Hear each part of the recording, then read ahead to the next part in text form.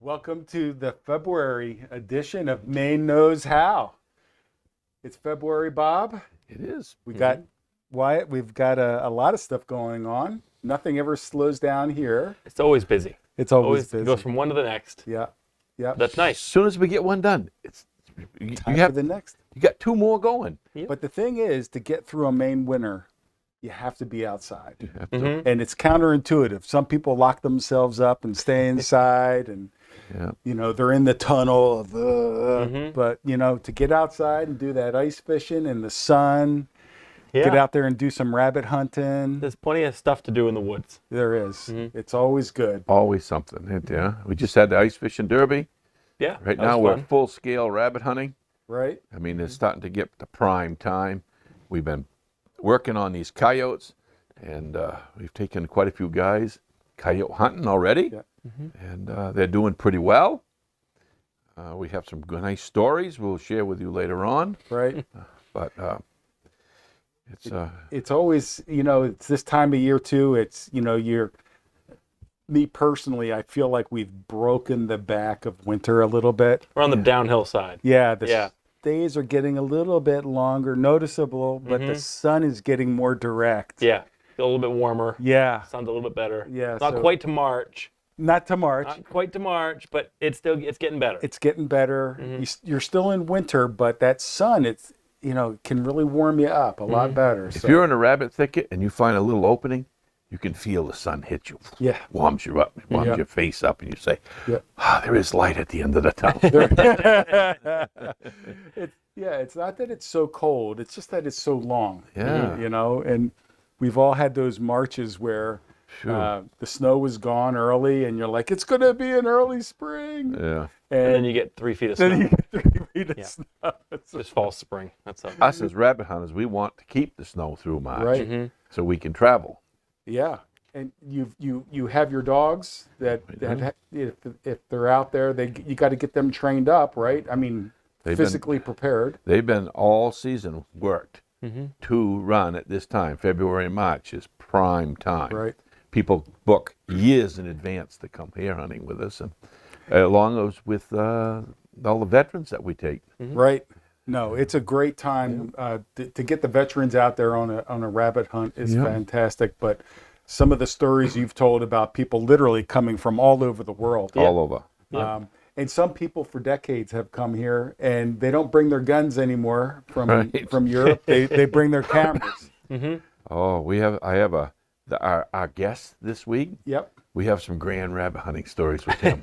Well, I'm a little nervous about this. Yeah, I know you. To be honest, Yeah. because David, he can be a loose cannon.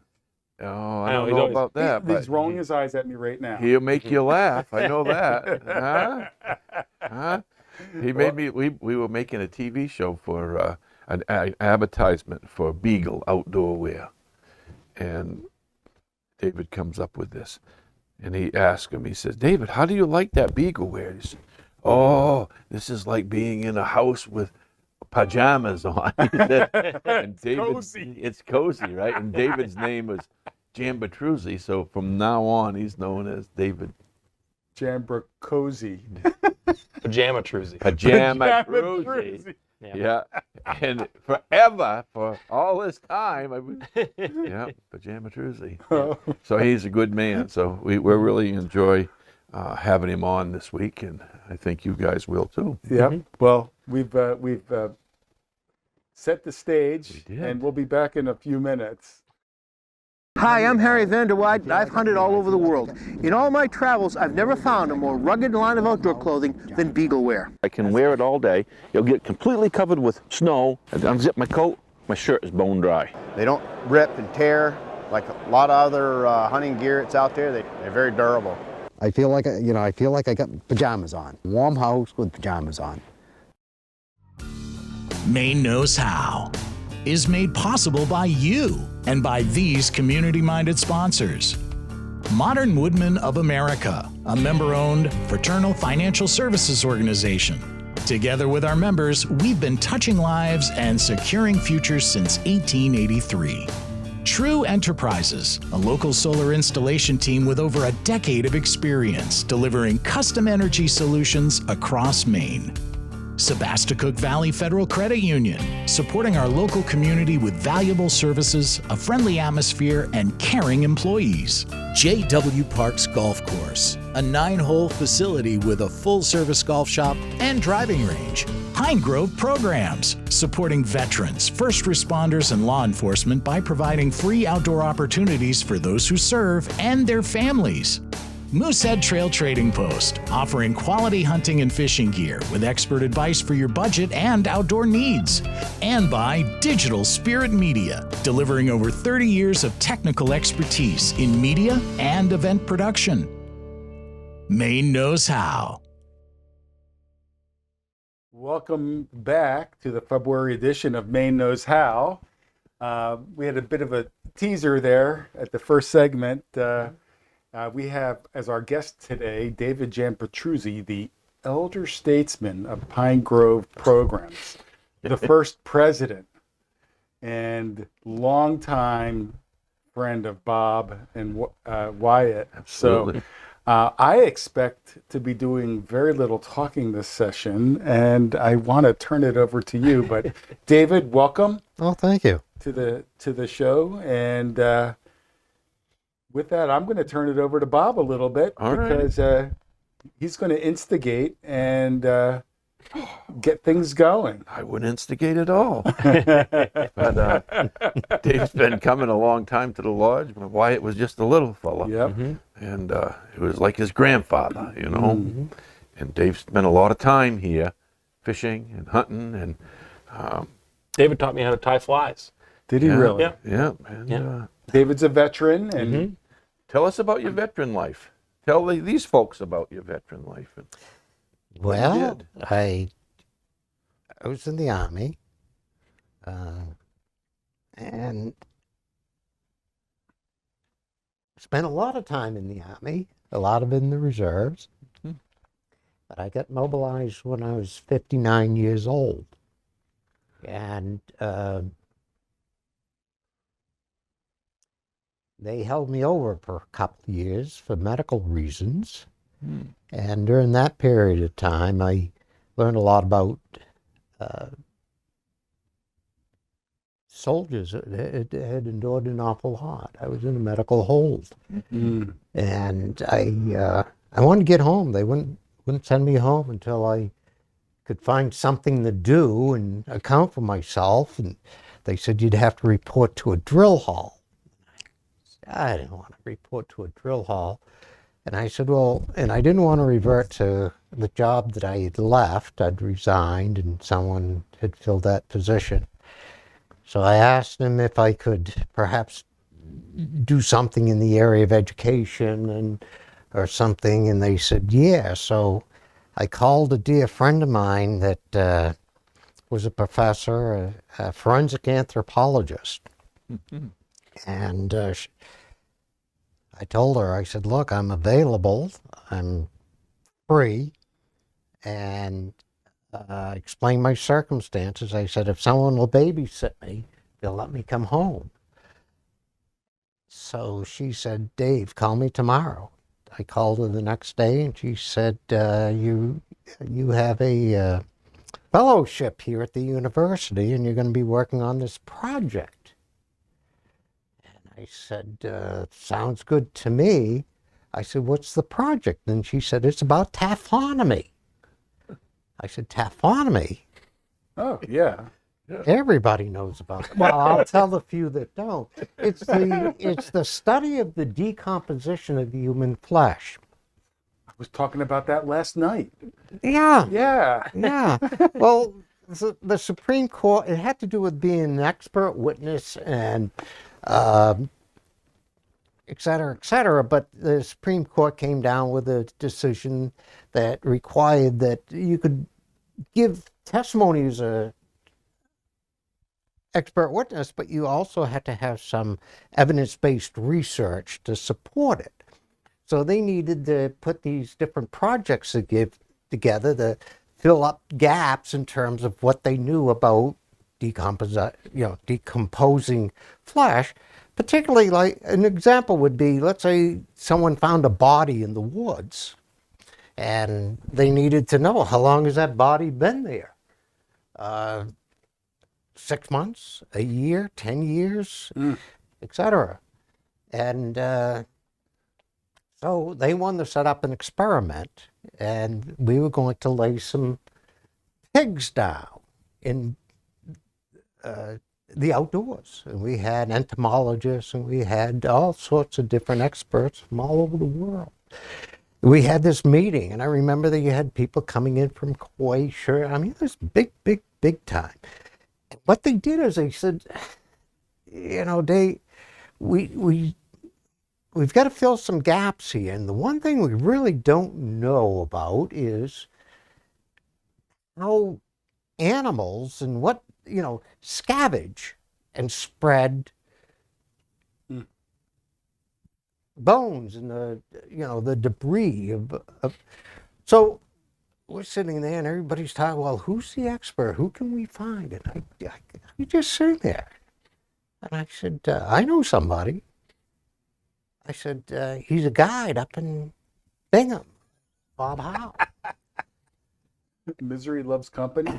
I said, and you talk to him and he talks around the barn a little, but he knows an awful lot about everything, and unfortunately, he's usually right. So we got Bob involved in that, and that got me involved in working with him with the veterans. And on that note, what I found is that you don't want to tell a veteran that he's broken or he needs help. What you've got to do is you got to approach a veteran and you got to tell him, I need your help. We're trying to do this and we need your help. And then you'll get him. So that's a pretty long answer to a question. So I'll let you take it from there, Bob. Well, it was a lot of fun. That was a lot of fun, yeah. Putting lipstick on a pig. Yeah, lipstick on a pig and dressed them up in people, clothes and hats, and put them out. And we had cameras on them 24 hours a day to watch the decomposing. This was what, like 1942? No. This was 2009. Yeah. Really? And we put them in the bottom of a lake. We put them in a brook. We put them on the tops of mountains, on the bottoms of mountains. Really? Had them completely caged in, so no animals. They could be taken apart only by flies. And you would watch and see how fast it would be. It might, like, off the side of a road in a gravel pit, like you might back down with your car and throw a body over the bank. Yeah. And we put a pig there. And Marcy Sorg was in charge. And we hired Andy Collar as the video.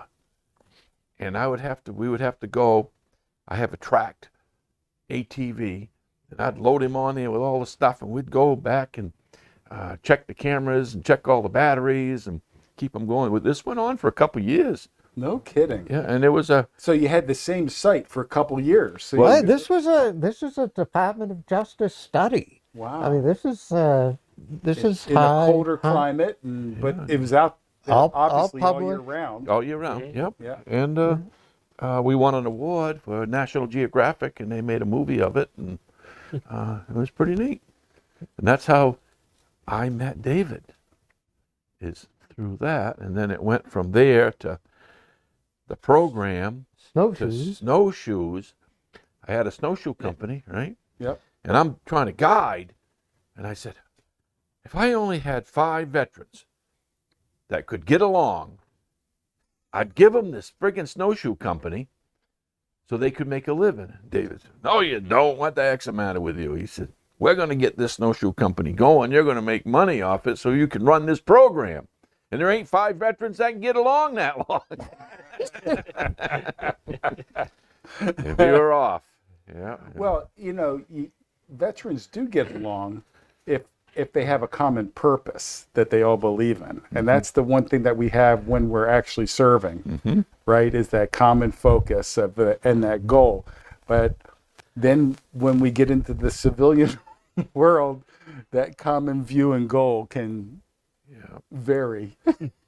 we made snowshoes here, and when I purchased the lodge, I had to hire the other gentleman that owned it, son. And that was all right for a while, Right.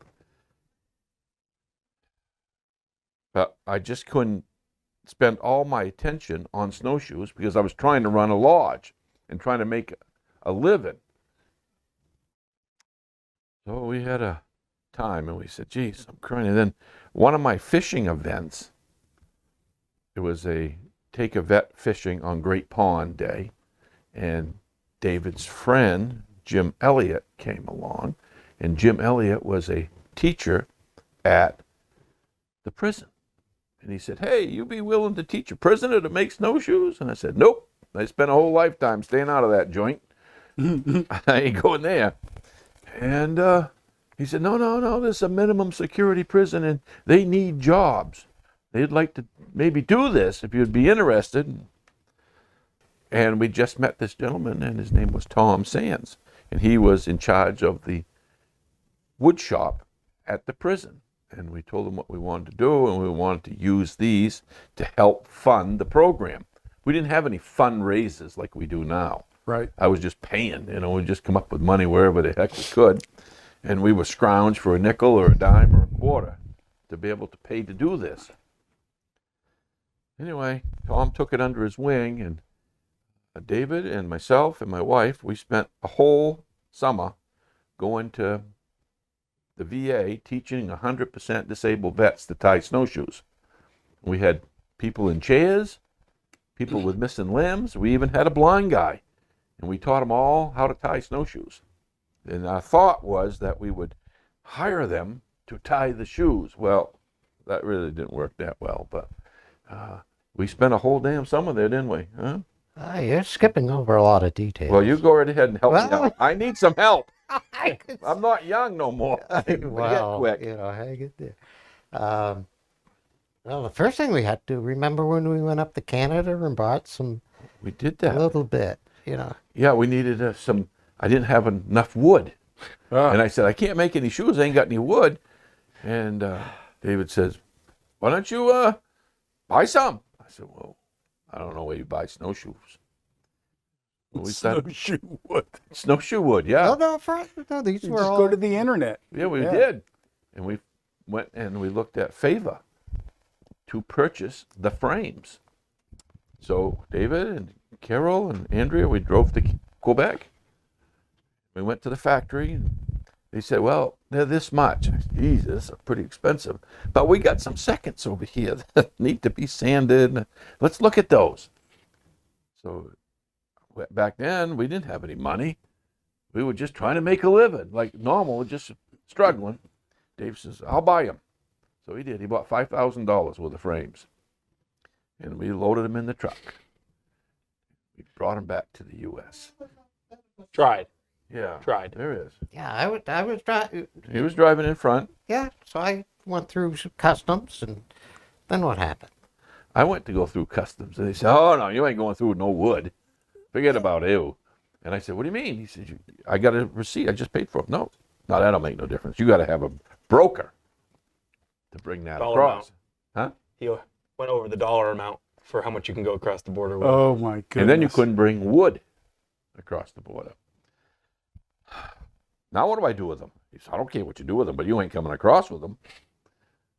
They're a little snifty, Oh yeah. So, and he says, do you have a company? We talked about it. I told him how we were using this, and then they became a little easier once I knew I was taking veterans. We were using this funding to do that. They said, well, you see that old building over there? I said, yeah. Put them behind there. I said, there ain't nobody there. Yeah, that's okay. Just put them there. You got to take a chance. And I'll turn a camera so I can see over there. So we did. David was gone. He thought I we didn't were, know where he was. we were gonna hang us in Canada. So we went over there, unloaded them all, covered them all with a blue top, and drove back across the border to let us go. Those are just Empty- just a sampling of some of the things we. Empty-handed, Empty-handed. having spent $5,000. No, David did. Right. That's what Now I'm I owe saying. David $5,000. Right, for Right. something that you didn't have. We don't have nothing. And you left it on the Side the road. beside the road On Friday night. on a Friday night. Yeah. So no one can come back with a broker until Monday. And So then you it takes would 5 days to physically get the paper. have to bring back a human being who's a broker. No, you got to get paperwork that has to be filed. And it took us 7 days to file the paperwork. Then I had to pay the broker. He didn't do nothing but just sign his name, but it took that long. So 2 weeks later, I go back to get him. I got the paperwork, and I drive up, and he said, "Where you going?" I said, "I'm going to that building right over there." What for? Because that was different guards. And I said, "Well, I left $5,000 worth of snowshoe frames." What? What is wrong with you? I said, "Well, they wouldn't let me in." He said, "You didn't do this research before?" I said, "No, we just drove Who would have up." thought? Yeah. Goobers. Yeah. So he says, "Well, I guess you can go." So we went over. There they were. Still there. We loaded them in the truck, drove back across. And now you're selling them all over the world. Well, we could only use those frames for a little while. Then we had to, by this time, we started making them in Charleston and had the prisoners making them. So we had to go down there and we met with the commissioners and the attorneys and all them folks. It was me and David and Andrea and 15 of them, huh? And Command Sergeant Major. Yep, Command Just whoever they were. Liberty. Yeah, Liberty, and that's who I'm talking to. Former right now. sheriff. Yep. Now So commissioner. they said, "Go ahead," but we had to sell them to our not-for-profit, and then the not-for-profit would sell them to Pine Grove, to Maine Guide Snowshoes for a percentage. That percentage is what we used to run the program. Ah. See? Then we had to have people tie them. So we tried to employ all the veterans we could to tie them. So this is how we struggled to do this program. It wasn't easy. Nobody was giving us any money, and I don't ask people. There's a famous Mark Twain saying Mhm. that comes to mind. Yeah. All you need is ignorance and confidence. We had and them both. Success is sure to follow. He was right. He was right. Huh? Oh my God. Well, then you started. You were an independent contractor with Togus, Yep. trading guides. Yep. Yep. Yep. Remember that one? I do. I worked with the That was university. your first one. Remember that? Exactly. Yeah. Yeah. I had to get David his guide's license. And I worked with Unity and became an adjunct professor with them. So the VA would pay them to come to school. Oh my goodness. And then I had David and I had 4 others that lived with me for a year or longer. Taught them how to make a living as a guide. And becoming a guide in Maine is different. It's different because they had no skills except for David has a long time skill, but the other folks didn't have much Right. hunting and fishing skill, and just to find out what they wanted to guide for was a big ordeal Right. because there's lots of different things to guide. But the examination process, and it's a serious endeavor. It is, Well, but it needed to be. Passing the test was not the hard part. To knowing how to guide is the hard part, Mm. you know. And then you have personalities to deal with. It was an interesting time, and we really enjoyed that.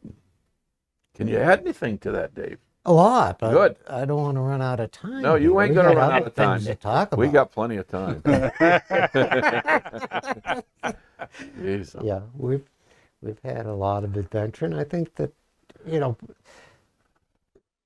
from that time, doing that ad for Beagleware Yeah.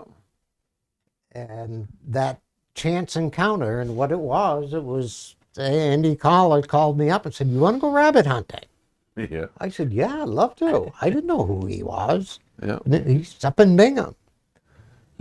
Yeah, but he left an impression with me. Yeah. Yeah. So David came up rabbit hunting. Then we were friends ever since. And It's amazing. But that's the way it seems to work around here is, you know, does. people will come up and Yep. when our veterans, first responders or law enforcement, they get here.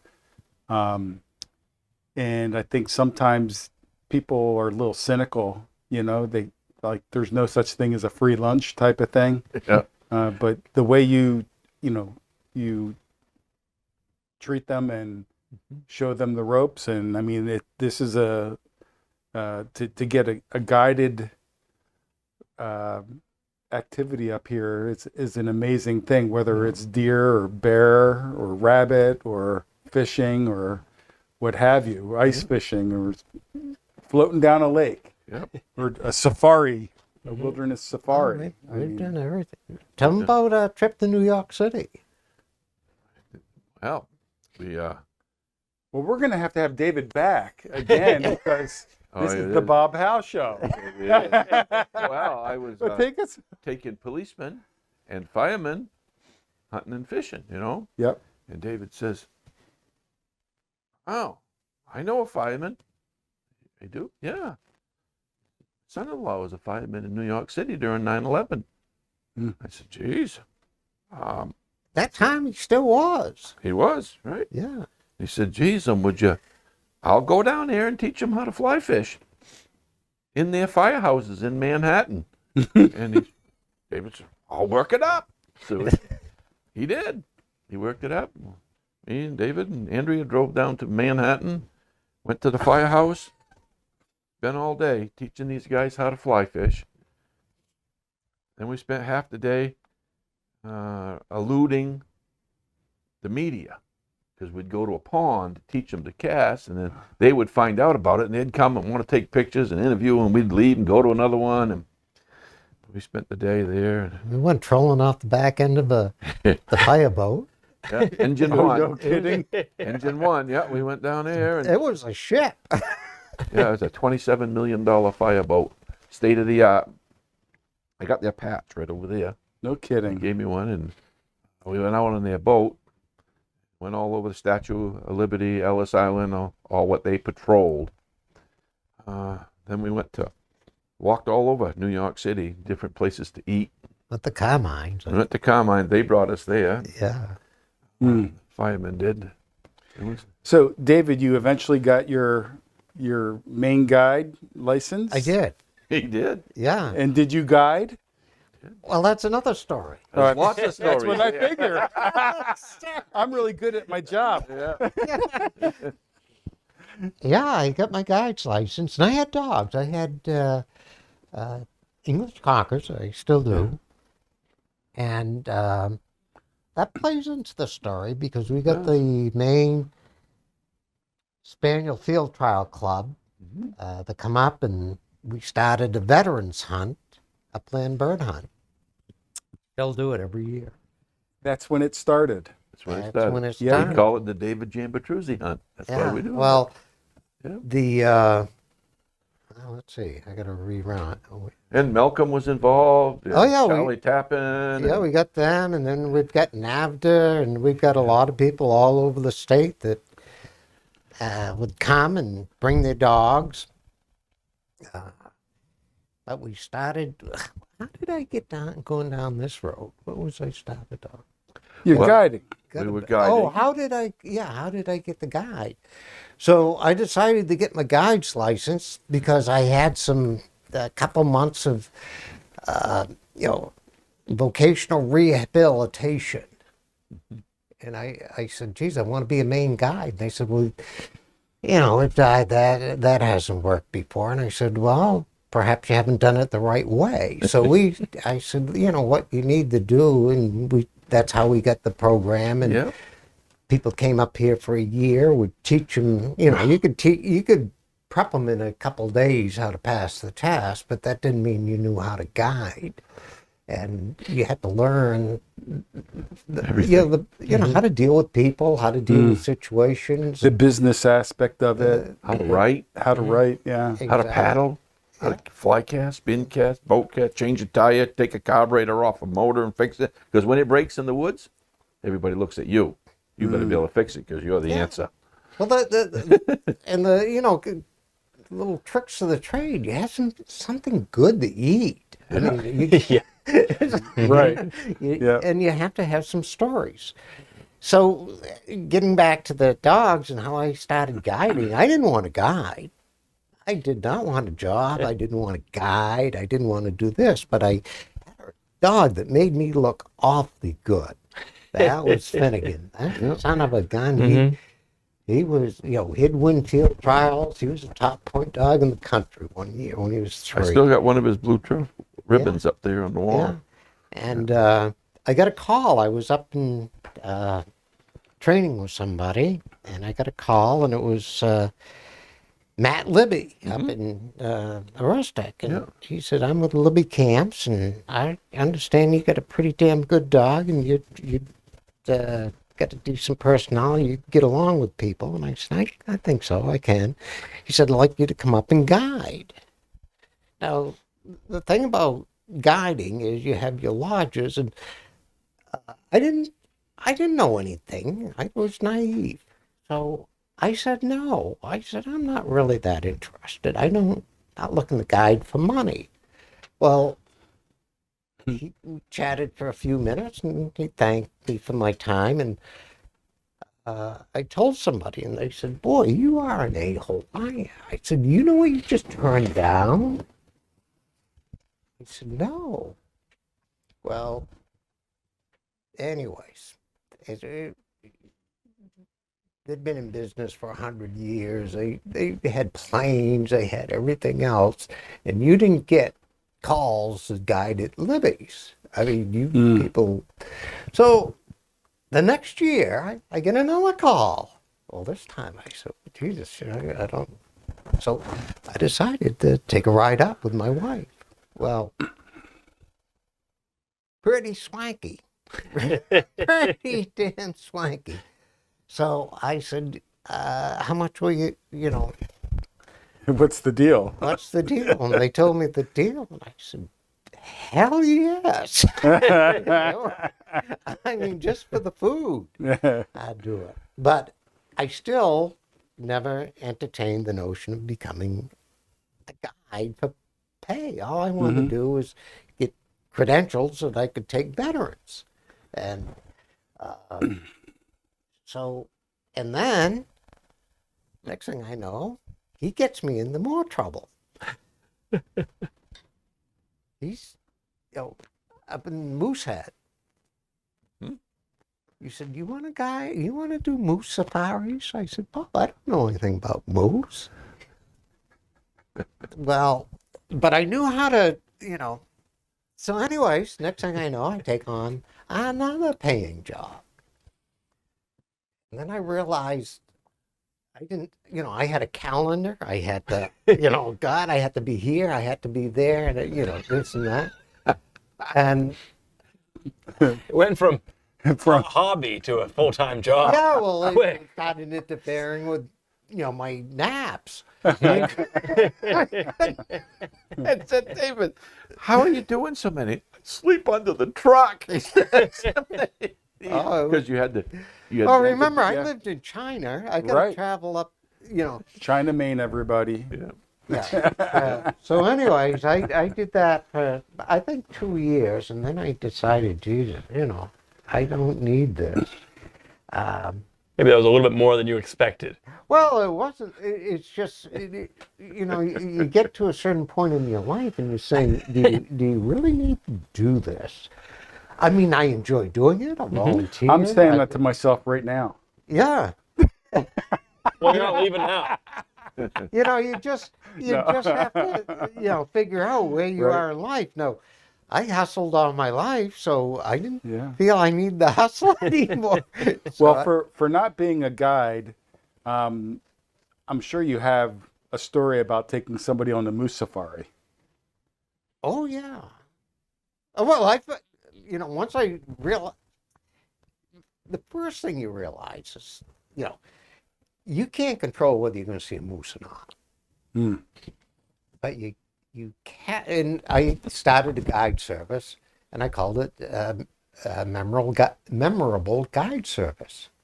And all I told people, I can't guarantee anything, but I can guarantee you'll have a pretty good, memorable experience. You'll talk about it. Right. I said, that's what I can guarantee. And, Now you're up at Moosehead Lake well, this is area where region. I go. Okay. So, and then I started donating my time. My daughter was on the board of directors for the Center for Grieving Children, so I'd donate a trip. And, you know, they made a lot of money on those trips. Yeah.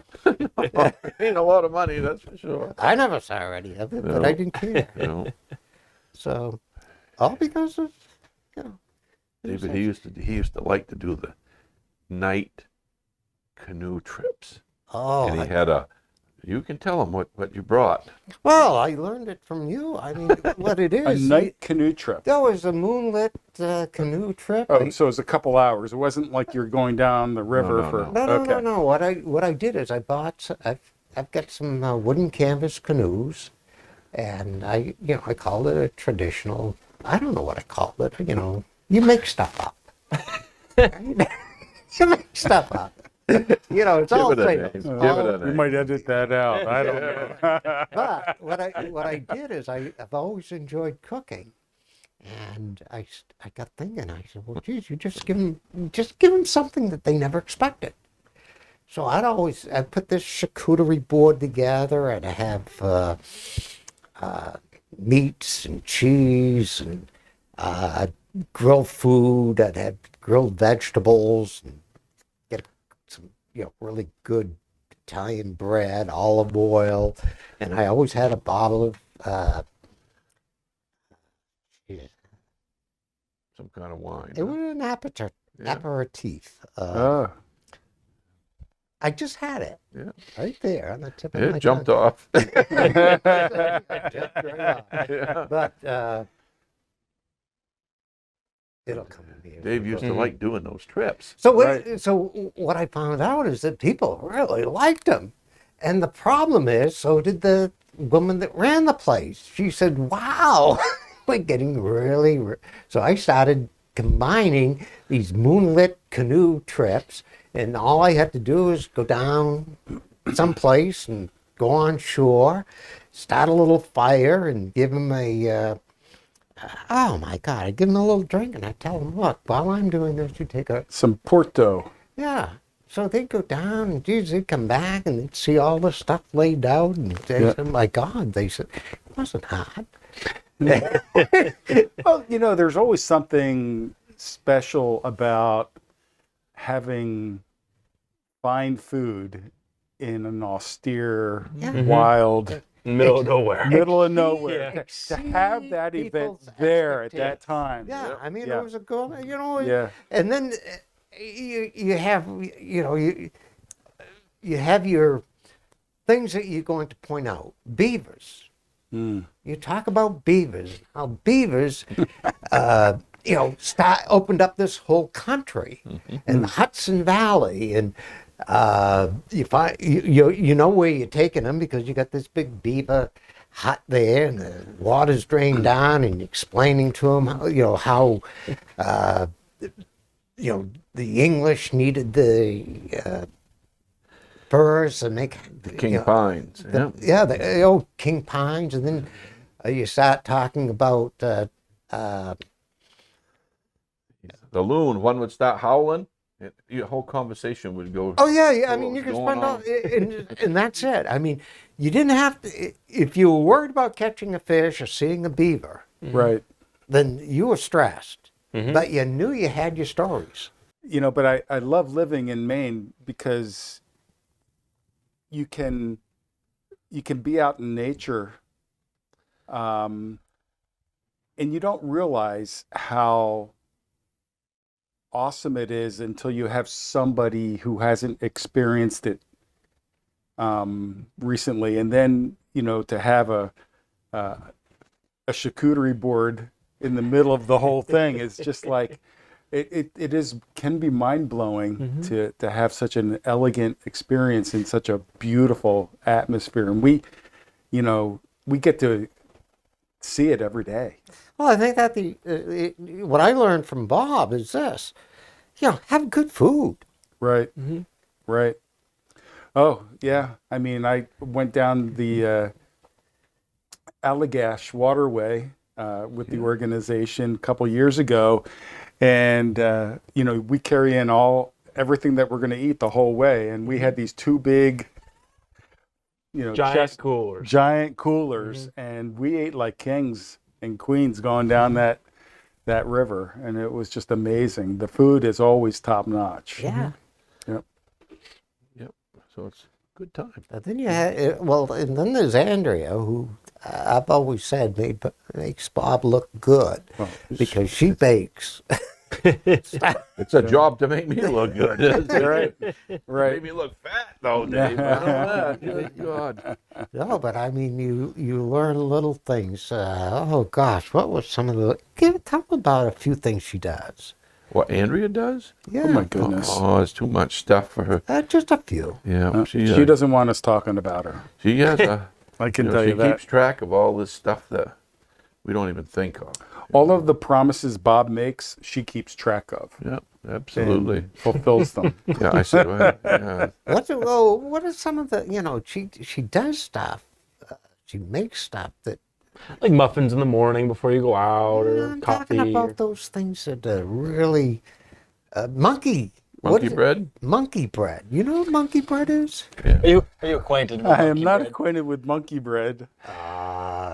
It's like this morning she was up at Monkey bread. 2:30 this morning to make muffins for the guys going hunting Yeah. today.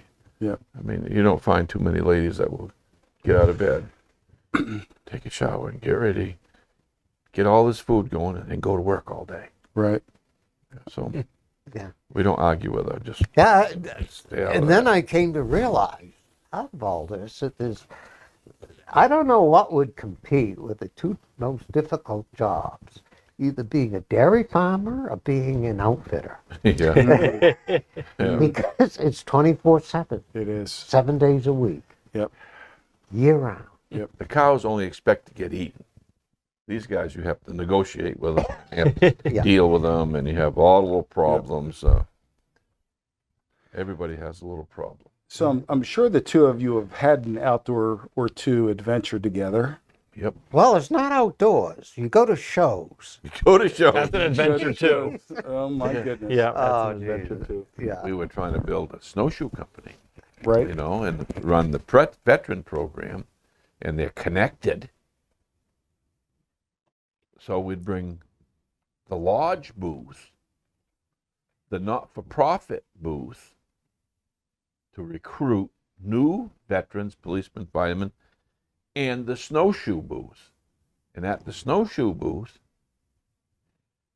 we had David tying snowshoes in front of the audience. The whole place would be packed. Stop traffic. But what he didn't tell you was, where was it? Where you put me next to the booth where these guys were selling turkey calls. 12 hours a day Oh my God. for 3 days. It's charming for like an hour. After an hour, you want to strangle him. Oh, You go back and he's got the big muffs Yeah. over here. Yeah. Well, I thought he wanted to learn turkey calling too. Well, And I the did, one but next to you starts talking to the one down the aisle. Oh my gosh. Oh my word. Well, what happened would be the guy would say, "Hey, I got a booth over here," because he had it empty, and I could get it for cheap. Right. So that's where it went. And I didn't know it was full of turkey hunters. Jeez, crony. All day. At least that's what he told Dave. All Oh my day. gosh. Holy moly. You hear that in your dreams at night. I'd go over and see if he'd go. He'd be stressing. Oh, God. you owe me a Well, as coffee. I say, adventures. So you I did mean- the whole circuit with the shows. Yeah. Oh yeah, Was it Philadelphia. primarily New England or Oh, all God, over? No, that we went Went down all over, huh? But he'd have a whole place. The people would be, he'd be just watching him tie. Because it's 48 feet just in one center. Yards, 48 yards. Wow. He'd be pulling that line, pulling it. He'd go, and he'd pull it. Yeah, and people would be talking with them. All you have to do is make one mistake. Yep. Just make one mistake, and you don't see it until The end. Oh, until Bob comes over and says, "David." Right there. About halfway back. Yeah.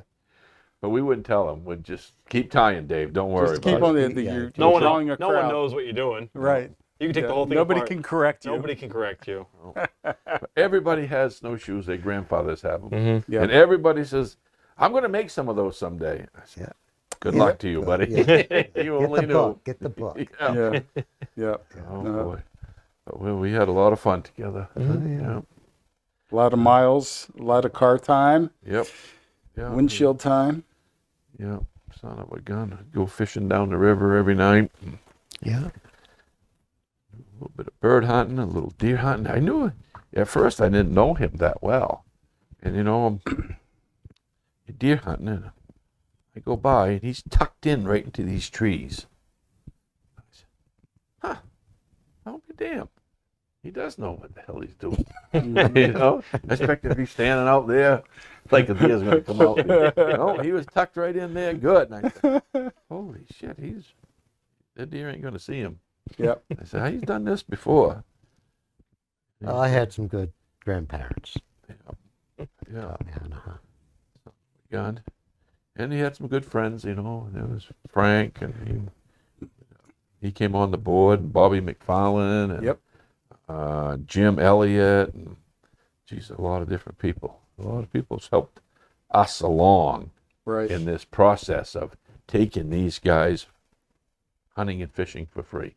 They Right. sure the heck ain't me. It's everybody else. It's not one person. That is by a long shot. We just happen to have a facility. Right. And the lodge makes so much possible. I mean, having a well, going back to the meeting at Marcy Saw. Now, remember, I didn't know who he was at this point in time. He says, "Well, what are you doing now?" I said, "Well," and I told my story about being in the military and medical issues and watching these, we'd stand formation. Every morning you'd have to go out and stand formation. And they'd say, "Well, we got these free tickets to races, Broadway, you name it. We had opportunities to go." And they'd say, "All right, how many people want to go do this?" You look down there, nobody wanted to go. Nobody wanted to go. And I mean, it kind of struck me. We're all depressed. We're depressed as hell. And that kind of struck me. People want to do things to help you. Right. You don't want any help. You just want to be left alone. And that's not good for you, and particularly at that point in time. And you go to the VA, and I have nothing bad. I have everything good to say about the VA. Fantastic. And what I tell veterans all over the place, I say, look, you can get anything you want. Get the help. Yeah. All you have to do is advocate for yourself. If you blame them, it's on you. You got to take it. Yeah. But they've stepped up to the plate. Yep. They really have. We did some good programs with them. Oh yeah. Yeah, we did. Stuff that's never been done before. We had a good time over there, and they had some good people helping us. Right. Yep. And when was this? What year frame? Was I don't know. Oh, 2000. Well, let's see.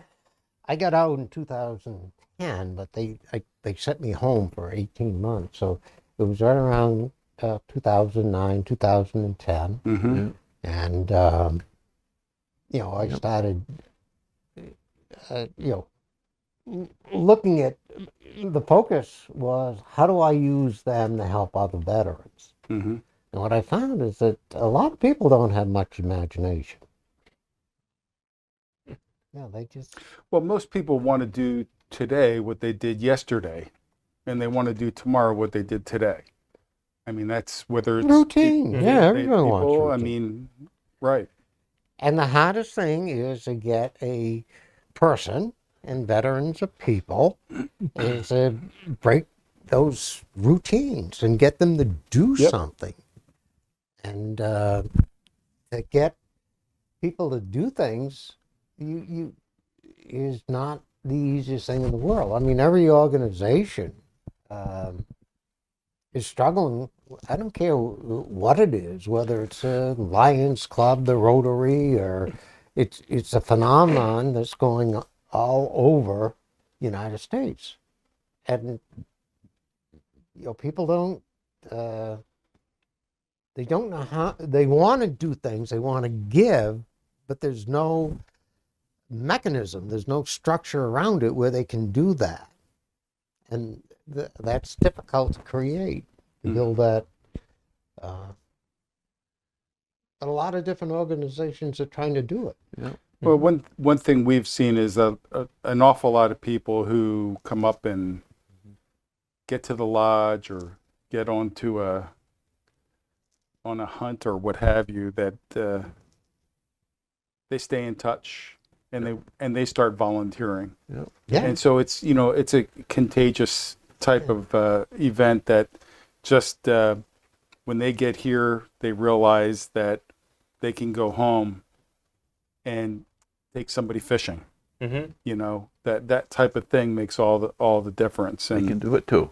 yeah, And they'll tell a friend, they'll say, Right. come with me. yeah. I mean, we do an awful lot with a little, and our budget is not huge. We fundraise every penny that we spend, but it's over 300 veterans a year Oh yeah. that we're reaching, and we make a dime go a dollar. Nobody gets paid. Nobody gets paid, yeah. But it's,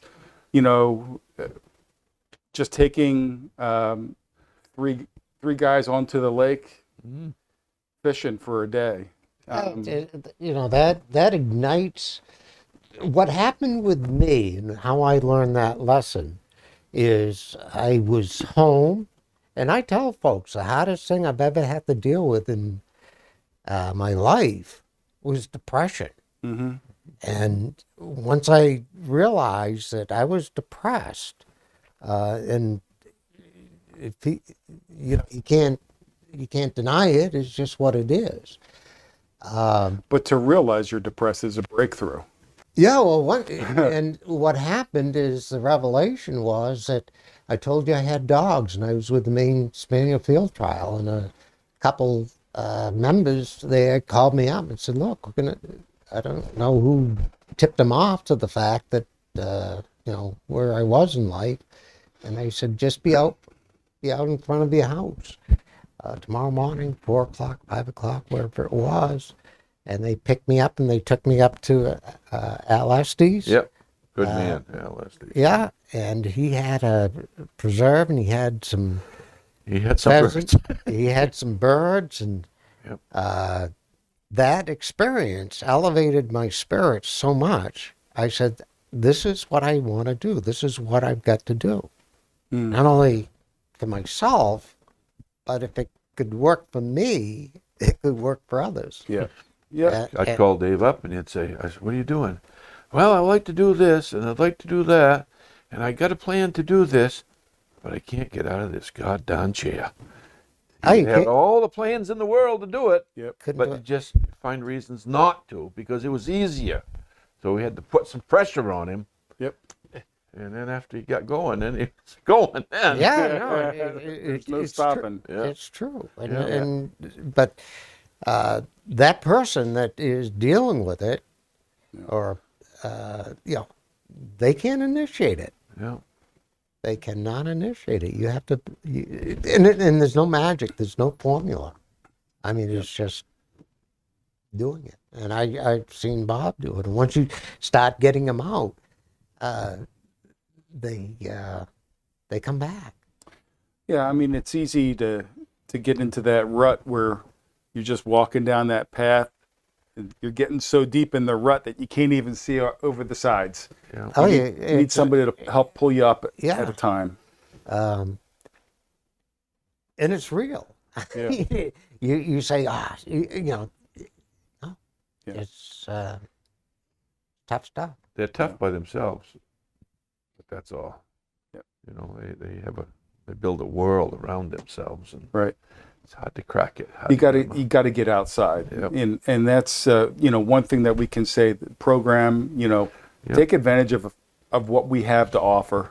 Well, I call it natural therapeutic benefits. That's exactly what we tout. Yep. Yeah. Getting out into nature, Yeah. whether you're hunting or not, getting out That had and just nothing to walk. do with It's hunting. got nothing to do with getting nothing out to do there. with shooting anything. Yeah. Yeah. Get out there and enjoy it. Dave and I would go to the nursing homes and bring the veterans out of the nursing homes, and have them meet us at the boat landing, wheel them out, bring them out for a day of cruising. One of the most rewarding times. You just can't even imagine who's in the nursing home, what kind of people are in there, what they did for this Right. country. Right. And people don't even realize it. It's just incredible. Yep. What You they told did. me that you would you had your pontoon boat modified so Yep. you could take a David wheelchair. went and bought one so he could do the same. Right. Yeah. Huh? Yeah. We've brought them all over. Not bad. Yeah. They had fun doing that. So it's pretty neat. And, but this has been fun. David's helped us to go along, and you've helped us. Why it's moving in that direction. Yeah. To I don't even know how many lives we've saved. Yep. You Yep. don't know. You don't know. It ain't up to us. Only God knows. Yeah. That's all that matters. Yep. But you do what you do, That's it. and you know you can't be responsible for Either all. way. You can be responsible for yourself. So Yeah. getting out there and doing something, and Yep. it's just really the program is amazing, and that with the limited resources, like I said, that people we reach and the impact we can have is just it's enormous. But David, you helped get it all started. You did. Well, I stumbled into it. Yeah, yeah. He said, I don't know if I should have met that guy. Well, But you know, but it had a big impact on you, and I'm sure it's had. a well, big as I impact on tell others. people, it's you know, yeah, it had a big impact, but it's what I needed to do for myself. Right. And it, you know, and what I say is, I think what's important is that it's a wholesome family environment, Right. good people, family. I mean, a lot of these people don't have that. Yeah. They've never seen it, or they haven't seen it for so long that. Mm. You know, we created 4, 5, 6, 7 different organizations just like ours from this little organization. Right. We do 300 or 400 people, but when you talk about 5 or 6 operations doing it, and it's the greatest thing that somebody said, I want to do what they do. Right. Oh yeah. So we sort of feel like, We're the grandparents now. right. I mean, we've been doing this for so long. There was no such thing when we started. Right. And now everybody says, wow, I want to do that too. Right. That just shows you that people want to help people, It's a model. and it's great. You know, you show people something that works, makes a difference. Yeah. And Yeah. So it's, Well, it's always wonderful too, you know, to see the group show up, and you can have, in the case of veterans, you can have 5 veterans show up, obviously never knowing each other before that, but you get them out in nature, and within 10 minutes, they're already organized, and they each got their own responsibility. You've seen it, Yeah, right? definitely. it's a shared what it becomes it's is a crazy. shared experience. And, Yeah. You know, Yeah. you But the way they engage with the activity, everybody gets their own Yeah. responsibility, and they just do it so naturally, and it's just so Everyone finds a job. everybody finds the job Yeah. that Yeah, they're going to do it's that like- benefits the group. Yeah. Yep. I train dogs. Right. And what you realize is every dog needs to have a job. yeah. Yep. If he doesn't have a job, he'll make it up. But Right. you know, give him a job to do. Yep. Yep. And our veterans are just like dogs. Exactly right. Dog about things. that? Yeah. No, people are like dogs. Just give them a job. Give to them a do. job. Yeah, Give them a the job, self-worth. something to Yeah. do. Yeah. Don't do things to them. Yeah. Just create an opportunity for them to do something, interact. Sometimes you just have to love them. Yeah, just Just you put know, your arm around them and say, thank you very much for what you did. And they'll say, wow, That's a hard. I'd like to help you too. I took our grandsons down to on a what we call a heritage tour, and one of the stops we made was in D.C. And we went by the World War II memorial. And I'll tell you, it was Jefferson, Lincoln memorials in the background, and you see these vets coming off, and they all have their hats on the honor flights. Yeah. They're on their honor flight trip and whatnot. Yeah, and to just go up to them and thank them for their service is just a truly emotional experience. And it's both ways. It's on the person saying thank you, and it's on the other guy saying you're welcome. And just a wonderful opportunity to support organizations like that, and like Pine Grove, and There's lots of them now. yeah. So it's all good. Yep. Well, David, you helped you. You helped us get started. You started a phenomenon that did. spread, and we're just very thankful for that. We're thankful for you and just the time, money, and effort that you've put in and contributed to this organization. And we're here today because of what you started with Bob, and we're just thankful that you really stumbled into it. stumbled into it. No, God drove the bus. Yeah, God drove the bus. You just got off. Is that Got the on. He idea? said, "Get on. I'll run, drop you off at PGL." So David and Bob, thanks. It's been a good rundown memory of Lane there, and we'll be back in a few minutes. Thanks.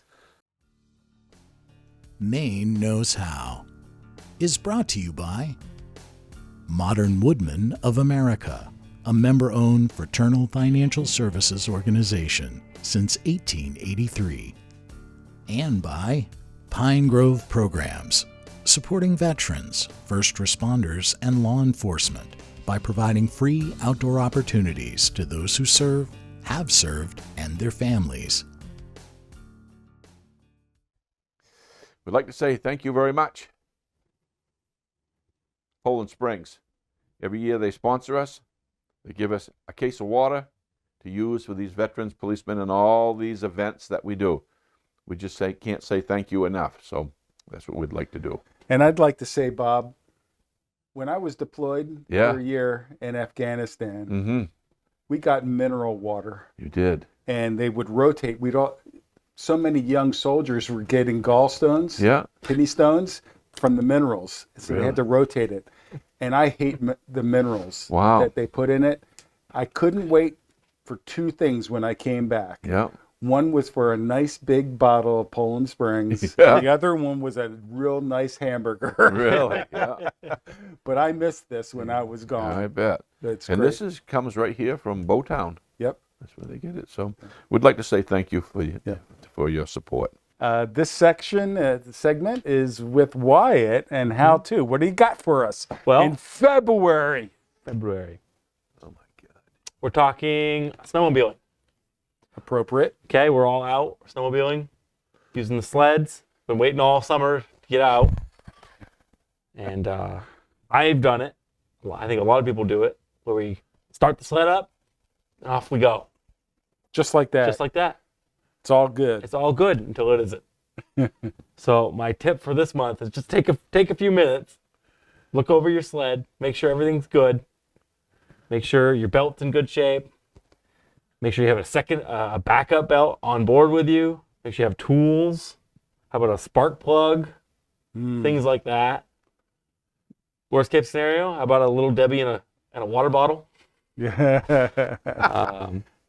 Just kind of normal things that it's easy to overlook when you first take out your sled.